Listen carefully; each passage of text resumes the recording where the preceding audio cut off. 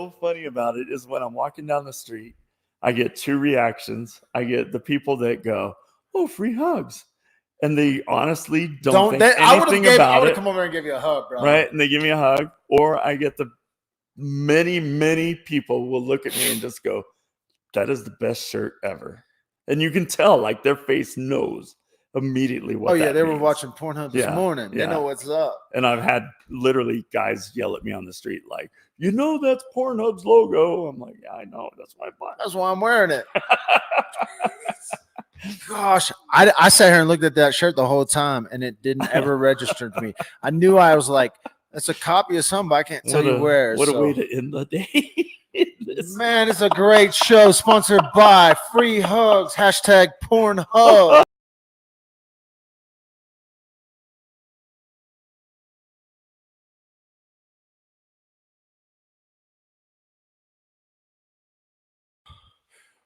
Art 11? Is it Art 111? Art 111? What do you call it? Both. So we're live inside Art 111 right on Bijou Street in Colorado Springs, Colorado. I'm here with Robin Schneider. I knew that. I just didn't want to mispronounce that. So, man, tell me about yourself, how you got to Colorado Springs, why are you in this area, and then kind of what you do and stuff. I was actually raised here. I've lived here my whole life. I'm a Colorado native. So I went to all the way through school, Fremont Elementary, Russell Junior High, Doherty High School. In fact, I'm on the Wall of Fame at Russell Junior High for all my volunteering and giving back to the community. I'm just a local. I went to Phoenix for 3 years when I was in my early 20s and came right back. So, and when did you pick up your first camera? Because you're big into photography. Yeah, but it wasn't always photography. I didn't really get started into photography until about maybe 10, 12 years ago. I mean, I took pictures before in the past with old film. You know, I'm not old. I used to shoot film. But it was never my passion at that time. I didn't start doing, like, I always knew I was in the arts and artistic, but I didn't, and creative, but I didn't know how to communicate that to other people until I got later in life. But I used to do construction, so I would build really cool, unique decks or finished basements that had just features in them that nobody else was thinking of doing, that kind of stuff. And that was my creative outlet for a long time. And then I started painting. Actually, I had a wife, an ex-wife now, but a wife at the time, that she asked me to she was a crafter, and I was always bugging her. I was raised as an only child, so I always needed attention. And so I was always bugging her. And she needed to find me a project to do. And so she came home one day with just a set of really cool little paints and Christmas ornaments. And this is like in August, September. And she was like, "Will you just paint a couple of these so we can put them on our tree later?" And I said, "Yeah." And by the time we set our tree up, I had 200 of those ornaments hand painted, little wood ones. And they were like, our tree was so country and beautiful. But then Christmas is over. Now what do you do to keep me busy? So she really didn't have anything to do with it. I was sitting watching some motorcycle show. I think it was Orange County or one of those. And they were showing how to paint snakeskin on a motorcycle gas tank. And I grabbed a helmet out of the garage and a pair of her fishnet stockings, put them over the helmet, and went to painting it with 3 different colors and peeled it off. And I was like, that's it? That's so easy. And so I took it to my brother's house, the helmet, and I showed him, and he was like, "You're on to something. This is the coolest thing I've ever seen." And I just kept into the arts from there. I started painting helmets.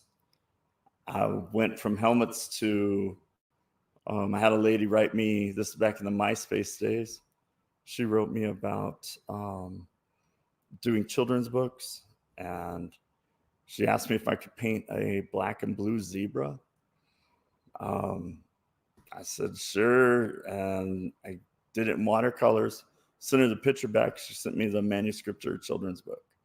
So that started, I did 2 children's books. And then married a different wife. And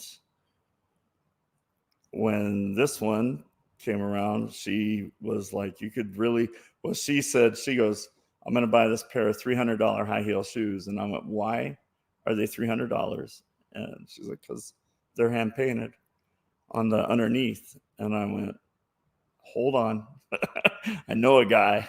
I know a guy. And so So I started painting high heel shoes at that point.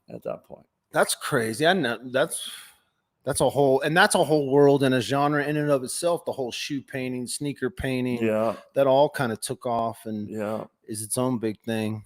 So when would you say, you said that you were doing decks and construction and you were always being artistic in that, but when did art become a full-time, paying the bills, doing the pictures, Right. kind of fast forward and all to all that? Honestly, not until about maybe 2 or 3 years ago, when photography for me took off. And at that point, I was able to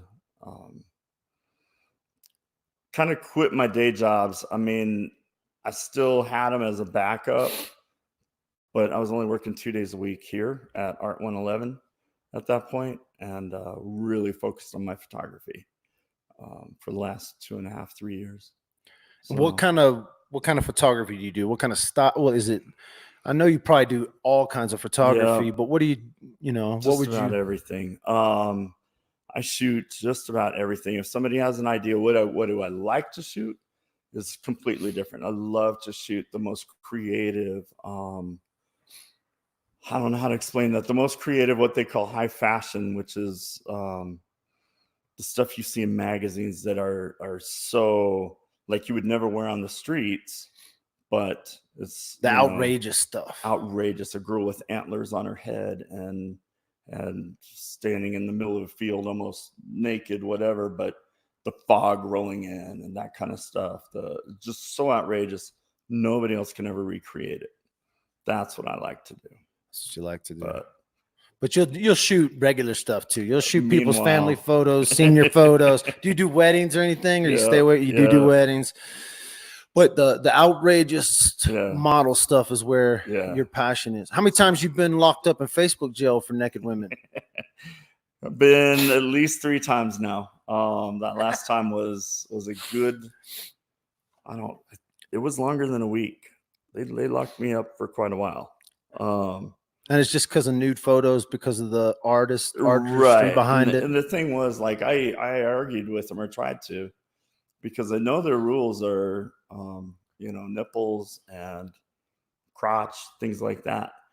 My model didn't show any of that, but your mind made it think it was there, but it didn't show it. And they just said it was too much skin. Too much skin. Too sexy. So tell me about this place. This is a pretty amazing place because y'all do more than just art, and y'all have a lot of stuff going on. Yeah, we do. So give me the rundown. Yeah. Give me the rundown what this place is, how did it come about, when did what are your responsibilities here? And so a couple years ago, I was running the gallery below over underneath Pins and Needles Tattoos, and we were kicking ass. And so when I don't know, this place was the manager of this place was coming to the gallery below for our events. Whenever you can get the other art galleries to come to your gallery for events, that's pretty cool. And they were doing kickboxing over there and all kinds of other stuff in our gallery. And so she was participating in all that. And finally, one day she came to me and she's like, our owner will do just about anything to get you into our space. And I said, all right. I said, this is what I need. I just need to work, minimal, like 2 days a week. And I'll help you with your art shows, but I'm going to work on my photography. And so they brought me over that was about almost 3 years ago, 2.5 years ago. And I've been doing the 2 days a week thing all the way until November of this last year. And in November, um, suddenly I was promoted to manager, curator, and promoter of this gallery. Um, I'm the only one. I'm the only employee. There's nobody else. And when I took over, I knew the changes that I needed to make right away. And so we did. We brought in yoga. We brought in kung fu. We have events. Our first Friday events we've only had two, but they've been over the top. Like we had the Stray Sons here last first Friday. That was huge. They're a local big band. So yeah, we've the art show in the back is a group called Foundation for Successful Living. They're on their own. They do all the artists back there either have head trauma or Down syndrome adults. So it's really important that we did that show for the community, for them. I don't know. We just give back. We have tons of charities we work with. Nice. Yeah. Nice. Yeah. And you like you said, the art show in the back that you've got a space in there is pretty sweet. That changes. Is that monthly or? Yeah, every month. Well, we'll change not only the art in back, but the art in front too. Well, we change all the art about every month. Some artists will last for 2 months, depending. The piece behind you has been here for 2 months. The skull, it'll be going away next month. But most of this is fresh. Next month, our theme is red. So every artist in here is working on red pieces. That's awesome. And it's really cool to see them all. This is what I love about the art world or about running a gallery is when I'm hanging the pieces, if you can see how everybody's mind is different. Like this girl, I couldn't ask her to do that work behind you, or same with the guy over here. I couldn't ask him to do those over there. Like these people all think differently, but they're all so creative and so just, the passion they have for being creative is amazing to me. I never even thought about an art gallery that like you change out. So if I come here this month and check it out, if I wait a month and a half, I come back, it's a totally different place. Totally different. And that happens every month. And you'll recycle some stuff and we'll see paintings come back and forth, but it'll have a whole new look every month. So what the art galleries do is they call it First Friday. First Friday art walks, First Friday whatever. But on first Fridays of the month, we put on a big show. It's in the evening from 5 to 9. Well, 5 to 9 for my gallery. Most galleries are 5 to 8. We stay up an hour later just to catch that late night traffic. But almost all the galleries downtown will stay open that extra time. And that is a big show. We usually have hors d'oeuvres, snacks, that kind of stuff, live music if we can, some adult beverages. We just got to keep people under control. Yeah, it's not like we're not a bar, but we do have some adult beverages and hang out. And this is, it's an art gallery. It's to walk through and drink your wine. And what's the art culture of Colorado Springs right now? What do you feel the art vibe is, and how's it growing in Colorado Springs? So I think the art culture, like the artists themselves and what we see, and in this gallery in particular, is doing huge things. And the reason I point out to my own gallery was 2 months ago when I took this over. I had a meeting with the artists and I said, look, if we're gonna do this and I'm gonna run it, then I need you guys to step up. And I want you to bring in your best work, bring in and have it finished, have it framed, have it sealed off so that people can clean the art after the, if they would need to wipe dust off it or something, they're not wiping the paint off. All those little things, have them ready to hang, have them just completed.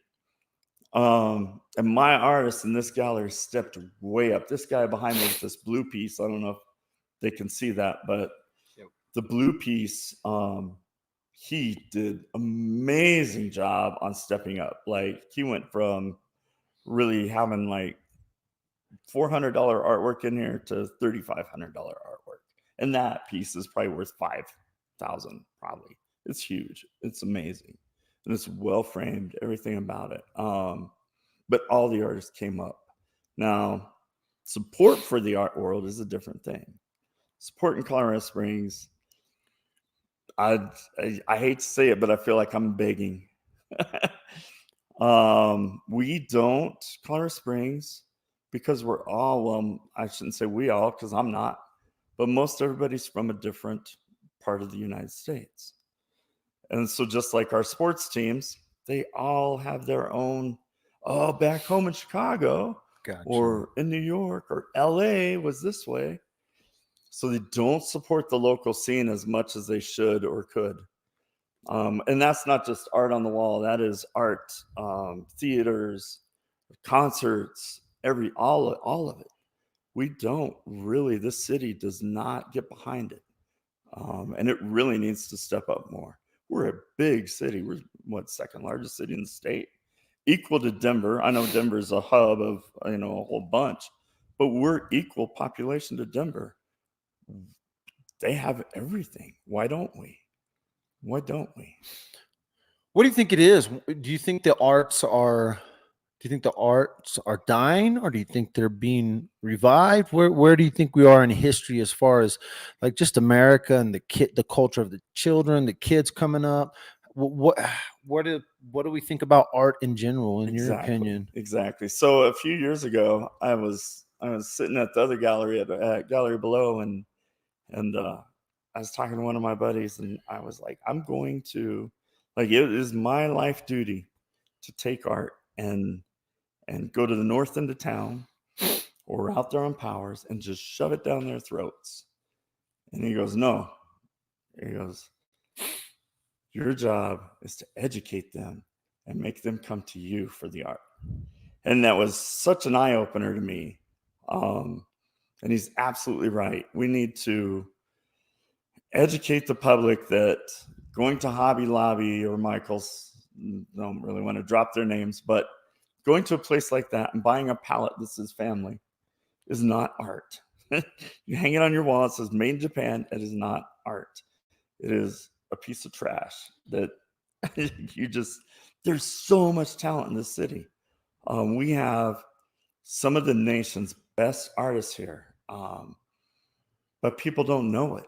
And artists are very introverted, so they're not like you and me. And so they need a person like me to help get their name out there, help educate the public. But these guys have art. A lot of the guys, the piece behind you with the skull, that artwork is that artist, his work is everywhere. Philadelphia, New York, it's all over. He travels all over. The piece right behind you, the Raven, that Raven, the guy that made that, you know him. He does all the murals over here in Nob Hill. Moody. He's amazing artist. We have so much talent here. People are ignoring it. Why do you think that is? What do you think that is? What does that say about us as a culture, as a people? I think they're uneducated, and when it comes to art, and I think that they're looking for the latest greatest instead of finding something with long value.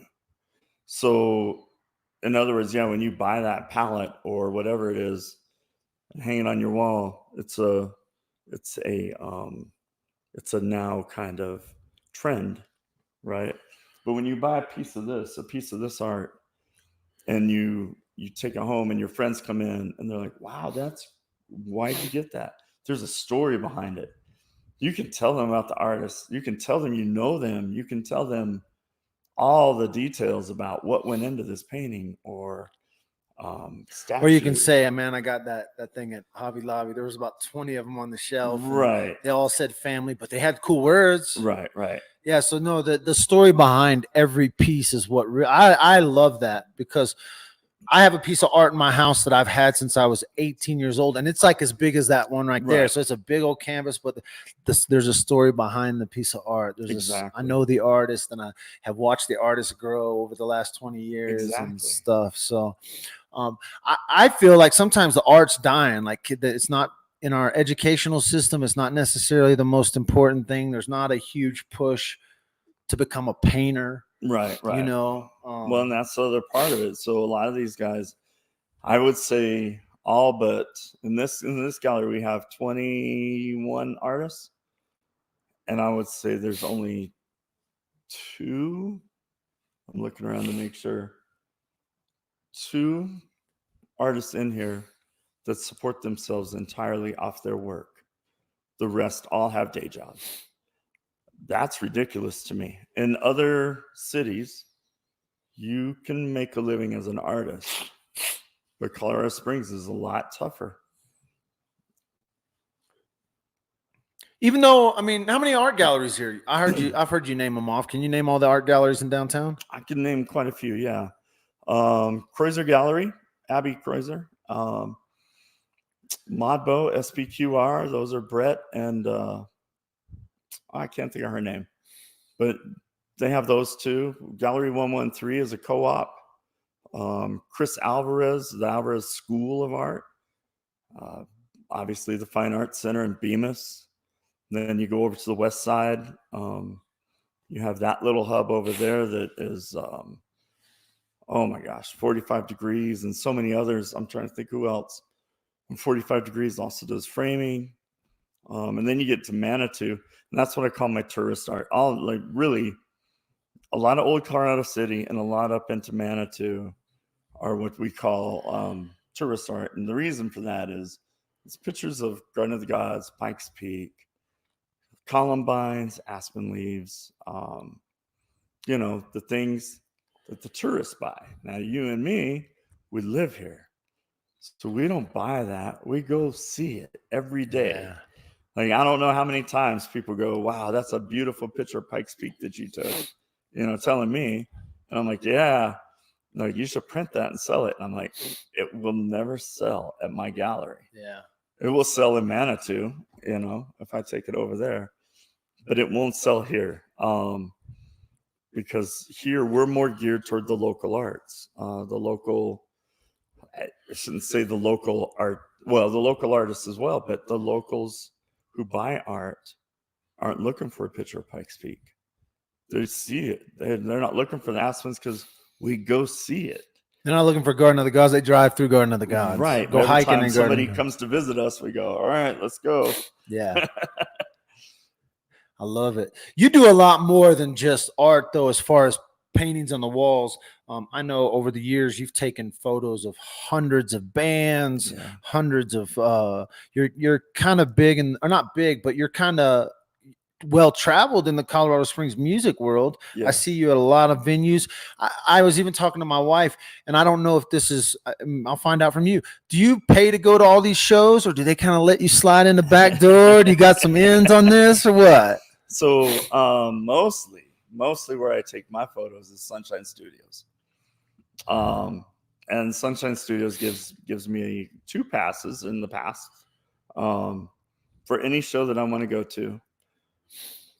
The reason being, well, when I started, I had a friend, Angel.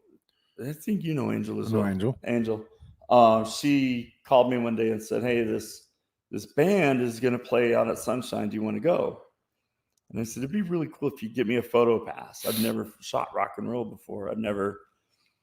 So she called up Christina at Sunshine, and Christina said, yeah, I'll do that. And so I went out and I took the pictures, and Christina made me a promise to give her the pass back at the end of the day. And I didn't know who the band was. I just went to shoot.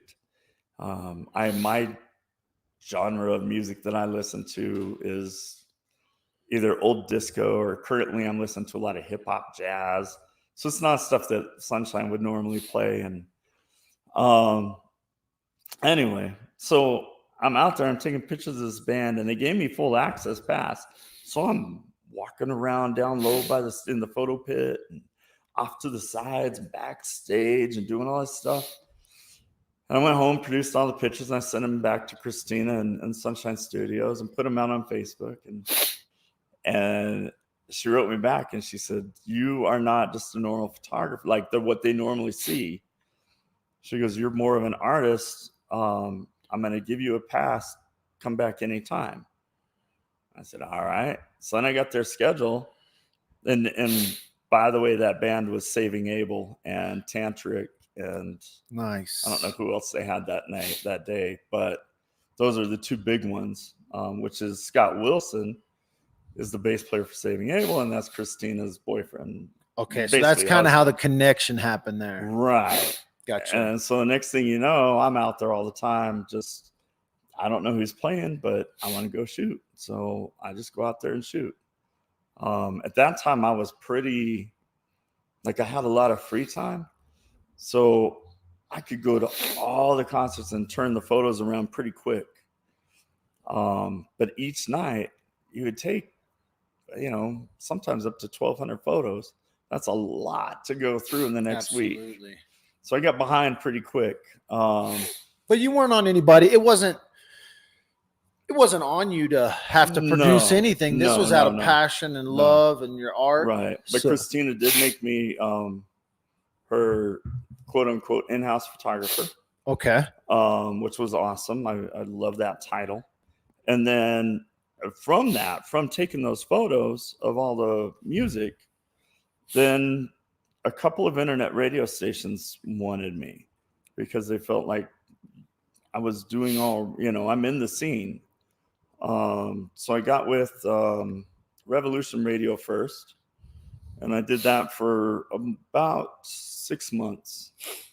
And then more recently, I went with Tri-Lakes Radio up in Monument. Okay. And we did that all last year. And that allowed me another outlet to get media passes. Nice. Right. And so then you use those, like we went to Fort Collins and we went to all these other venues. I forget what the one was called in Denver. There was a big one in Denver. But we went to all these other venues to shoot. And that was completely different than just being locked onto one location. Okay. Yeah, opened up the doors, opened up your look. You had it was just all fresh. Totally new bands, new everything. So I really enjoyed that. But since taking over here at Art 111, I had to leave the radio station, which means I have to leave my media passes.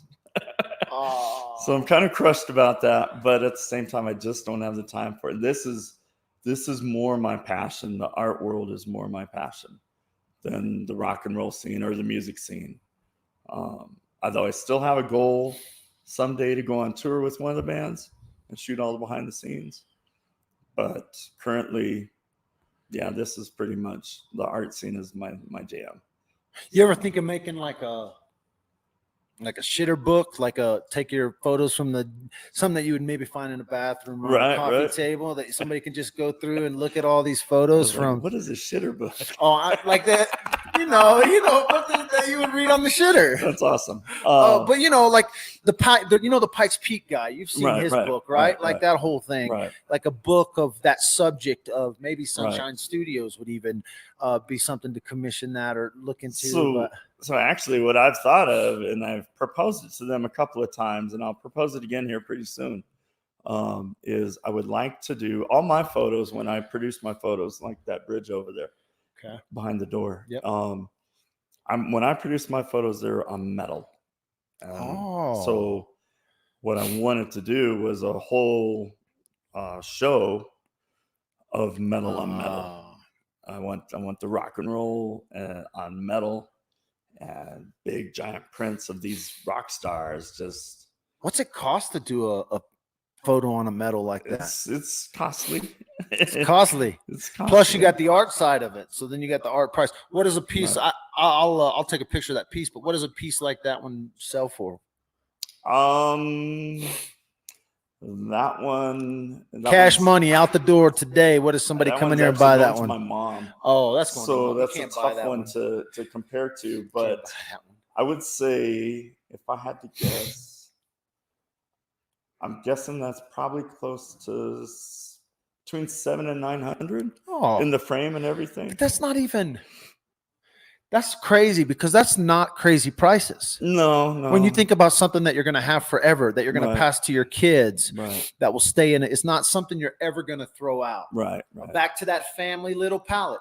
Right. We move, it gets broke. I don't get mad. You know, we move it, you know, something like that. You're going to take pieces of art you're going to take with you throughout your entire life into your generations. Part of the reason I print on metal, it's a company in Northern California called Magnachrome that does it for me. And the reason I do that is because you can take my pieces and put them in your bathroom or in your kitchen or whatever. They wipe clean. I told you had shitter pieces. And that's right. They don't warp. They don't wrinkle. They don't. Yeah. They're totally. They're on aluminum. So don't get me wrong. If it falls off the wall, it dents. But if it's stable on the wall, you can always just dust it right off. Everything about it. We had Jason and I were doing. He was helping me do an art in the park thing when they did the tiny homes out there, Force Academy. Okay. And so we had all the art on easels under this tent. And of course, at Air Force Academy in June, it rains. Or August. I don't know what month it was, but it rained. And this rainstorm comes in, and people are crowding into the tent trying to get under, out of the rain. And finally it got to a point where I just grabbed the easels and moved them out into the rain and let the water just hit the pictures, because it doesn't matter. I just took a chamois and wiped them down afterwards, and everybody was blown away by that. Like, they all just stood there like, I can't believe you're doing this. But they're printed on aluminum, like it's almost like they do a powder coating. Gotcha. To them. And so they're solid, man. They're really, really high quality. And I have some bigger pieces. When you're talking money, it was hitting me. Like at the Coffee Exchange, I have a piece that's $2,400. Okay. I mean, yeah, they get up there. They can get wherever. Yeah, they'll get up there. Just like any art. Yeah. I'm not finishing up here, but where can people find you on social media? I'm going to go somewhere with this, but where can they find you on social media? So I have a few different sites. I have, of course, my personal Robin Schneider. And then I have Robin Schneider Professional Portraits, which is more, this is where I put my G-rated stuff, family photos, senior pictures, weddings, business headshots, that kind of stuff. Then on Art by BAMF, which is my other Facebook page, that's where I put the rock and roll and the sexy stuff. What does BAMF stand for? Badass motherfucker. Badass motherfucker. And I got that back in the day when I was painting the helmets. I would finish a helmet and I would step back from it and just look at it, and I would be like, man, that's badass, motherfucker. I just kept saying it over and over. And my wife back then, she looked at me and she's like, you should just name your company that. And I was like, how can I do this? And it stuck. BAMF was created and it's stuck ever since. I've watched some of your social media stuff, and there's all kinds of different people to watch. You do live videos. You try to keep updates going. You try to keep people going and doing that stuff. Do you ever have a bad day? Because like on your social media, it's that right there. It's that $1 million smile, which we'll talk about that $1 million smile here in a second. But it's that $1 million smile, and you just always seem to be happy. And the funny thing is when I've ever been around you in person, you're that same person, and so I know it's genuine. But what is it that makes you just like a smile all the time? Right. So I don't change. And yeah, I'm extremely happy. I have life. I have an amazing life. And even I can remember my teachers telling, and when I was in like third grade, my third grade teacher told my mom, she's like, he is not going to get through life on that smile alone. Oh, Dottie Dunlap, my third grade teacher, if you could see me now. But the thing is, what really hit, like I've always been really positive, but when I went through cancer, about, gosh, it's been about 8 years ago now. I went through a bout of cancer, or the treatment for it almost killed me. Cancer, I was fine with. The treatment was the tough part. When I went through that, and there was a time where they called my kids and had them fly out from Florida to say goodbye, and all of that. Dude, after surviving that every day, I'm like, I wake up every day, man. You always hear old people say that, I'm just happy to wake up every day. Literally, I'm happy to wake up every day. Like, I'm just like, all right, this is great. And and it's your view on things too. It's I get up and it's snowing or cold out, whatever. And I walk out there and I go, it makes me feel alive, that cold. Because when I laid in the hospital for months, I never got that feeling. I felt dead laying in there. The temperature never changed like this room, right? We've been sitting here. You don't feel that on your face. It's just calm. You need those experiences to make you wake up and feel alive, and you have to have that. But it's how you look at it that is the difference. It's how I didn't get to eat for 8 months out of my mouth. I had a feeding tube. 8 months. So when my first, they start you off with peaches, little baby food peaches, when you learn to swallow again. Dude, those peaches tasted like, I can't even explain, like the best steak you've ever had. Like, the flavor was so amazing. And I still go through that. And I still see things. I tell people I see things differently now. The lights are brighter. The colors are more vibrant. I listen more. I hear more. It has everything to do with my photography. It has everything. That's back to that bridge over there, that piece. When I finished cancer treatment, I had finally gotten up to strength. It took forever to get up to strength. And by forever, I mean like months, to walk, even to just be able to get out and walk more than 100 feet. And I finally got the strength up to go for a hike.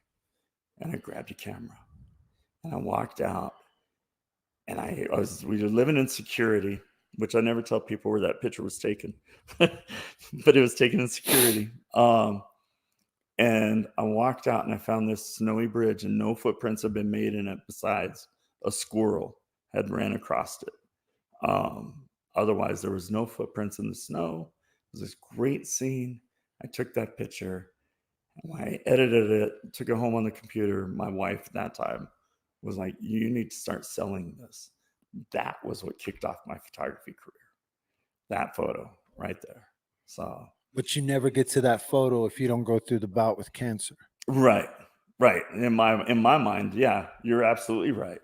You're absolutely right. And that was a bomb drop. I didn't know that was coming at all. What kind of cancer and how did that come into your life, or like when that hit you? How old were you, and when was this period of time? So what's crazy is for years, like literally maybe 10 or 20 years, I just thought I had a swollen gland in my neck. It felt like a walnut. Never really thought much of it. And you only go to the doctor when you're sick. So every time I was sick, I go, he'd be like, yep, your glands are swollen. I was like, all right, great. But it would stay there. It wouldn't go away, even though I got better. And so fast forward to, I don't know, how old was I? I was probably in my mid 40s. It's funny, my memory's sketchy. But it was about 7, 8 years ago. So I'd have been about 45-ish, somewhere in there. And all of a sudden, this, what I thought was just a swollen gland all this time, swelled up to the size of my fist. You could see it outside, and when I opened my mouth, you could see it inside my mouth as well, in my throat. And it was a tumor, HPV cancer, human papillomavirus, Okay. which now they have a shot for all the kids.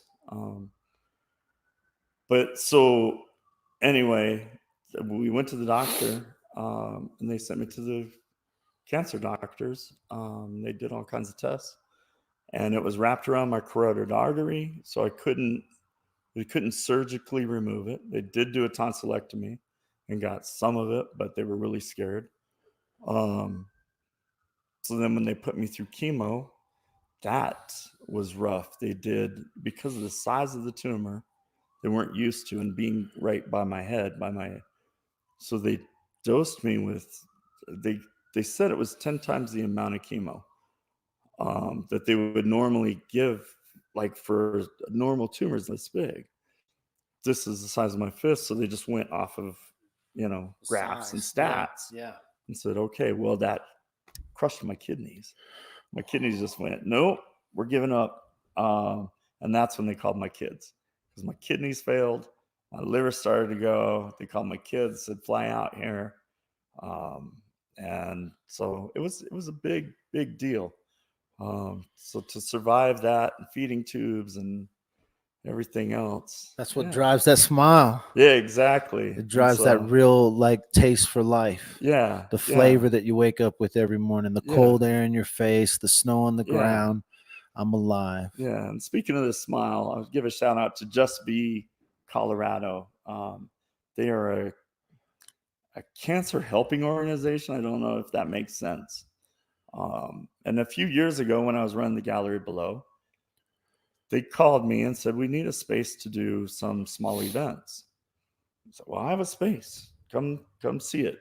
So they came and looked, and I found out more about them and what they do. And they help people that have either been through cancer or going through cancer.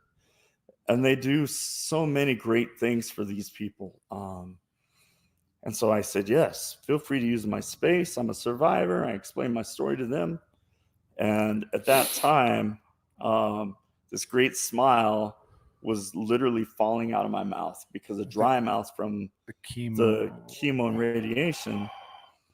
So the smile was just crumbling. And you would normally, if I was doing something like this, I would have my hand in front of my face the whole time. I'd just be like, because I can't help but smile. It's my third grade teacher, but without those teeth, oh, it was so bad. So they helped you in. So Just Be that year decided to make me their honorary angel in 2017. They invited me to the fashion show that they have to raise money as a photographer. Okay. I go to this fashion show, and they introduced me to this doctor. They're all, this is Dr. Hill. And I'm like, all right, hi, Dr. Hill, how are you? And I thought, well, he's important. I'll take his pictures later. And so meanwhile, they're doing this fashion show, and then they call me up to stage.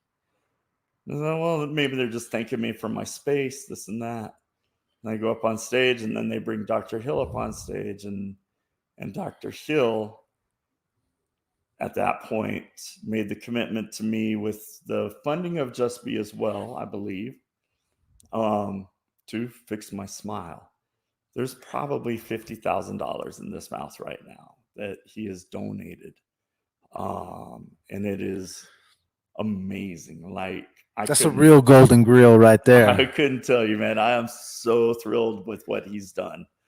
Hill Dentistry, he's done so much for me. My confidence, all of it. It has been an amazing transformation for me, for sure. So that's only been the last few years.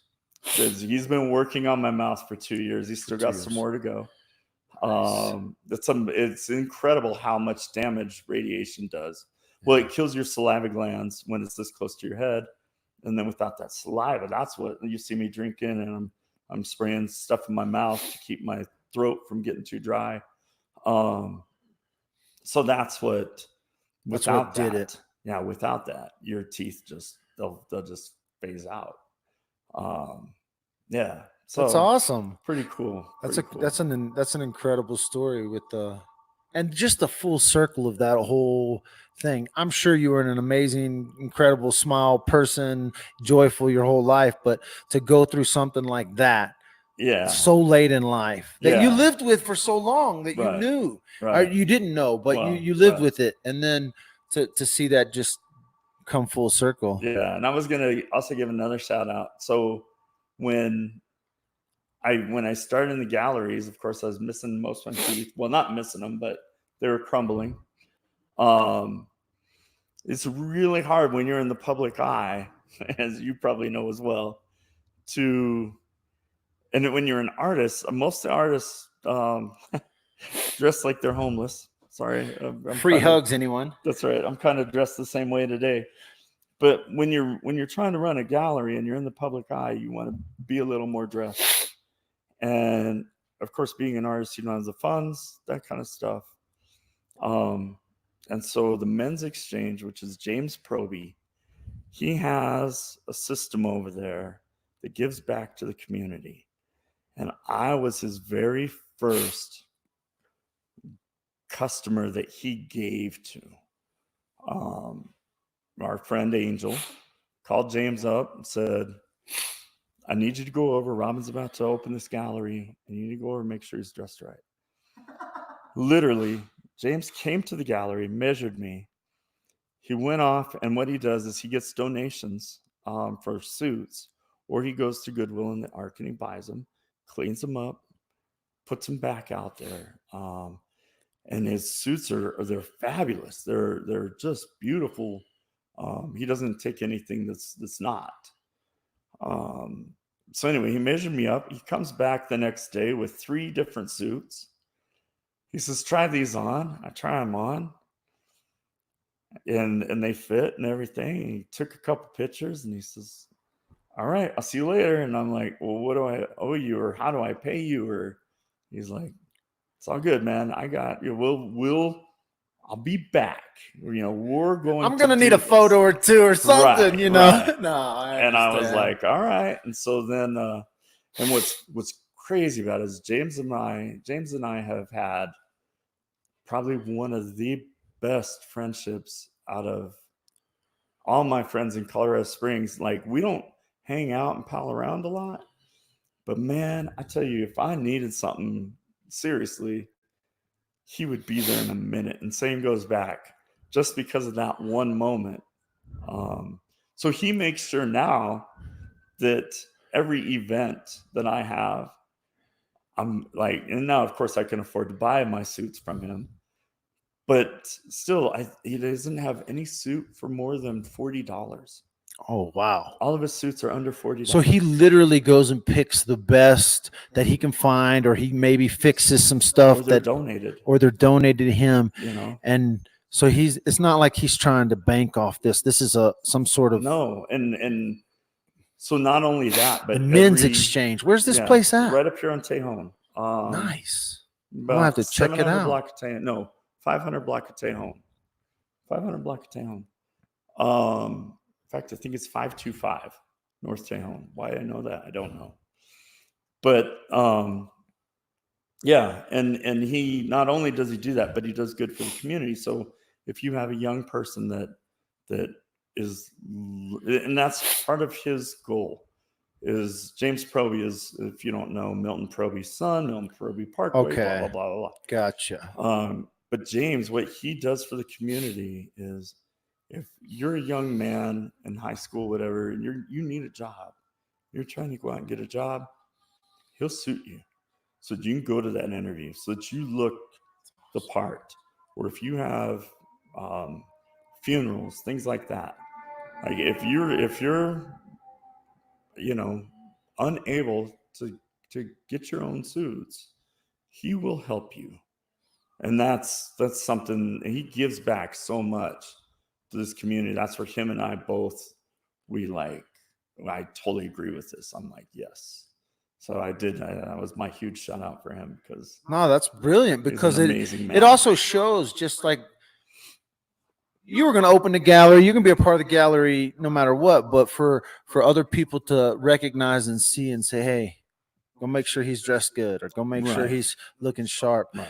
That just says something for the community around here and Right. the impact you've made in the community for people to recognize that in you. So Right. that's fun. Yeah. Yeah. What's in the future? What's 2020 looking like for you, my man? Oh my goodness. Well, with this new promotion, it's hard to say really. Everything just got spun out of control so fast, and that's really the way my life goes. It is spinning out of control, but in the best way. My future right now, I want to say it's going to involve travel, but I say that and then I never have the time or the money to go.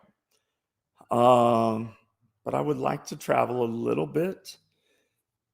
I I really just I think one of my goals is not so much the travel part, but we want to bring Colorado Springs art. If you've ever been to a big art show like they have they have one in Aspen every year. They have them in New York and LA and these things, and they're you can look them up on YouTube. They're these huge art shows that have. I would love to be one of the galleries that is in one of those. Oh, I got you. Take 3, 4, maybe 5 of our artists, just a couple pieces from each one. They have these huge cubicles where the gallery just sets up. Where they just sell that banana at? Somewhere in Florida. The banana duct Oh, tape to the okay. wall. So one of those kind of shows. Right, like that, right? A freaking banana Right, thing. a freaking banana. People are so dumb, but they get publicity for it. So, all right, way to go, way to be creative. But I would love to take 3, 4 of our artists, their pieces, their work, and enter us in one of those shows. Try to get us to stand out. Not just Art 111, but Colorado Springs, man. We have talent. We have talent like people don't know. We have so much talent, and that's really I would love to spread that. Now I would also like to, and this probably isn't this year, but it would be cool to somehow get the art to the north end of town and out on Powers. Problem is real estate's so expensive, more than downtown by a lot. Oh, to open a gallery out there and really get the people to pay attention To pay instead attention. of going to Joanne Crafts or going to Hobby Lobby or something like that where they think that's art. I would love to open a gallery up there and let them see art. The problem with downtown, of course, my mom lives up there, Okay. and so that's why her piece is sitting here. It's not up there yet. But the problem with downtown, part of it is, well, now they just did the parking. You had to pay for parking this morning. They just raised all the parking and everything. The homeless is out of control down here. Those two things, and the traffic. My mom won't come here. People of her age won't come down here to see this gallery, to see how incredible it is. So if they're not going to come to me, somehow I'm going to get to them. And I think that's really part of my goal of this year is to educate that side of town. I know I've had 2, 3 shows in the Library 21C, which is Okay. out north. But how many of those people come there, and do they come there to buy art? No. They just come to look. You also curate some local restaurants and stuff. Yeah. So we curate restaurant 503 West. Okay. And then I personally, I still have some pieces at Eden Hair Salon from Dustin. Can't think of his last name, but Dustin's still up there. I was curating 31 North. I just pulled that artwork out this week. And that one of the hair salons, I won't name who it is, but one of the hair salons that I was curating, this is what this is kind of what the problem is. Let's talk about the problem. Let's talk about the problem for a quick second. The problem is that, so I curated the art in there. Now they didn't get to pick it, so it rotated, and there were times when some businesses go, well, that has naked women in it. I don't want it on my wall. I go, but that's a $7,000 piece. And they go, yeah, but I like the $400 piece better. Okay, whatever. That's not up to me. I'll change them out. But then they go, when they tell me, well, you haven't moved the art in a while, because I move it about every quarter. And if I don't get to it, all right, so it goes 6 months. Sometimes now at 503 West, it goes every month. And other places, there are places where it goes every month. But so this particular store thought I didn't move their art fast enough. So they took the art down, set it in the closet, didn't tell me, didn't call me. And then they went out. Where do you think they went? Went out to the Hobby Lobby. No, but they went to American Family Furniture. Oh, American Family Furniture. Yes. And they purchased a whole bunch of big art. Oh. And they brought it in and put it on their walls. And I walked in there and I looked around and I went, whose art is this? And they're like, well, we just got an American Family. And I'm like, so it's not, I mean, it's art. And those artists they signed a contract with American Family. So they're getting paid maybe $5 when you're spending $1,000. But the whole reason she did it was because I wasn't moving the art through fast enough. And when I look at that and I go, but you just bought art that's going to stay on your walls now forever. And it has no story to it. It has no, when you're sitting in the barber chair and they go, wow, that's really different and unique. You're just going to tell them, oh, yeah, I bought it at American Family? Come on, people. Help me out.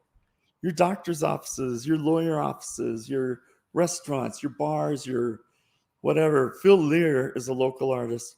His artwork is in so many places. If you just open your eyes, you will see the Rabbit Hole, Cork and Cask, Shame and Regret. All these places have Phil Lear artwork. And Christian Medovich, Bonnie and Reeds, and if you just start looking, some of these restaurants, some of these places care, and they care enough not just to put the artwork on the wall, they care enough to buy it. Like they commission these artists to do the pieces for their restaurants, bars, offices, whatever it is. Dude, that's huge. We need more of that. Lots more. We need people to just stop expecting it for free or cheap and start really paying attention to it. Yeah, open your eyes a little bit more. Yeah. One of my favorite Phil Lear pieces is over at the Rabbit Hole. The Rabbit Hole, of course, being a play off of Alice in Wonderland. And he has Tweedledee and Tweedledum in there on this, a little bigger than these two. They're standing side by side. And I don't know if it's Tweedledee or Tweedledum. The most horrible thing you could put in a restaurant, in my opinion, is Phil Lear painted one of those characters picking his nose. So when you're sitting there eating, you look up and there's this Tweedledee or Tweedledum got his finger in his nose. But it's amazing. And for the restaurant to look at it and laugh and go, yes, we want that. We'll put that in. That's fantastic. It's awesome. Yeah. And there's a huge story. See, there's a story to tell about. You just told me it. Right there. But would you get that when you go to that barber chair and you're sitting there? Where'd you get that picture of Red Rocks? No, understand. Over here at American Family. Jake Jazz. What can people do, or what would your encouragement be? You're a curator, but you're also an artist. What's your encouragement to artists out there that are? So some of my two greatest pieces of advice is I'm losing my microphone. That's all right. My two greatest pieces of advice that I've ever gotten Abby Cruiser of Kreuzer Gallery. When I started, she told me, Robin, don't ever stop creating. Just always create art every day. Do something that is in arts. So basically, with that knowledge, I do a photo shoot every day, or I edit pictures every day. Every day. It keeps me in that creative mind, and it keeps me honest toward my craft. Like I keep growing, and I seriously see my growth. Like you can look at my rock and roll pictures from 2 years ago and compare them to now, and it's like night and day. They're amazingly beautiful, or growth wise, they're just changing, evolving. The other greatest piece of advice I ever got, which you can see my ornery smirk come out in this one, was I had a wife. We were in a fight at the time. Of course, now she's my ex-wife, but I was asking her just to help me promote. I was like, just share it on your Facebook, do whatever you can to just get the word out. And she turned around and snarled at me and said, promote yourself. Promote yourself. That is Art by BAMF. It's what I do. Free hugs. It's everything about me. It's a smile. It's my whole life. Promote yourself. You will never, ever go wrong. Just promote yourself. It sounds so ridiculous, but it is. You have to do it every day. Solid, 100%. Live it. Like you said, you've seen me. I'm genuine. Always, we see each other at shows, whatever. Be that person that you want. Man, that's bright. That you want people to be. See, I notice all the lights. Everything's so vibrant. But yeah, always promote yourself. That's huge to me. So this is your shirt, Free Hugs? No. I was about to say. No, I was like, and this, what? Free Hugs. if you don't know this logo, I don't. The logo looks familiar. I'm trying to think what it. Remember the old days when Coca-Cola had cocaine? Oh, Remember? Yeah. This is Pornhub. Pornhub's logo. I don't know that logo. I don't know nothing about that logo. And I saw it online, and I was like, that is the most best shirt. That is brilliant. And what's so funny about it is when I'm walking down the street, I get two reactions. I get the people that go, oh, free hugs. And they honestly don't think anything about it. I would come over and give you a hug, bro. Right? And they give me a hug. Or I get the many people will look at me and just go, that is the best shirt ever. And you can tell, like, their face knows immediately what that they means. were watching Pornhub this morning. Yeah. They know what's up. And I've had literally guys yell at me on the street like, that's Pornhub's logo. I'm like, yeah, I know. That's why I'm wearing it. Gosh, I sat here and looked at that shirt the whole time, and it didn't ever register to me. I knew I was like, it's a copy of something, but I can't tell you where. What a way to end the day. Man, it's a great show sponsored by Free Hugs, #Pornhub in the description. Man, this is fun. Hey, thanks. I'm almost crying. Thanks for this. You bet, man. Thanks for coming on. Thank you. This is amazing. I'm so glad you did this. Thanks for man, and he said it earlier, maybe before we were off camera, but maybe we'll get some artists in those chairs right there. Yeah. And we'll set up some interviews with some of your artists. Whatever you want to do. Like I said, this gallery is open. I'm more than happy to come down here and let you set up and do your interviews. And dude, that's awesome. And we'll because all it does for me is walks people in the door. And that's the thing. Tell people, like, come down here and bring a date. Come down on First Friday. And this next one in February is we're gonna have, it's called the Red Show. Like I said, all the artists are making pieces in red. My particular piece is extremely sexy, so duh. Red panty night. That's right. But all the artists are making red pieces. That particular show I have so much going on. Downtown Partnership has this thing called Hot Chocolate. And what they did was they took 12 venues on First Friday, and we had to partner with a restaurant for sweet treats. So I partnered with the Coffee Exchange because they're a place where I hang my own art, and they have some of the best sweet treats. And so they're going to bring us delicious treats, hot chocolate as well. We'll have here. Then I got Nikki Jerome and Addison Sloan to perform for us that night. Nice. They'll be singing. Then while I'm putting all this together on a big flyer banner thing for our store with the theme red, a truck pulls up in front. It's red. It's got this big logo on the side that says Red Beer Company. And I'm like, so I walk out there. I'm all, hey, dude. So I have this event coming up. Maybe I get a case of beer from you, or, I'll buy it, whatever. He goes, I'm putting in beer over here at Oscar Blues. So hang on, I'll be back. He goes over to Oscar Blues. He comes back. They're out of Fort Collins, I think, Fort Collins. Comes back. He says, what date's your event? I go, the 7th of February. He said, from 5 to 9. He goes, I'll be here, and we'll just have beer tastings. Free beer! You can't go wrong in Colorado with free beer, art, some tasty treats. Oh my gosh. So what date is that? That's February? February 7th from 5 to 9. You guys come on out. We'll have sweet treats, live music, hot chocolate, and beer tastings and art. It's a Valentine's Day treat, but it's a week early. Boom. Boom. It's what you do. You heard it first right here on Dad with the Phone. Hey, thanks for joining us today. Go find him on all the social medias. Look in the link below.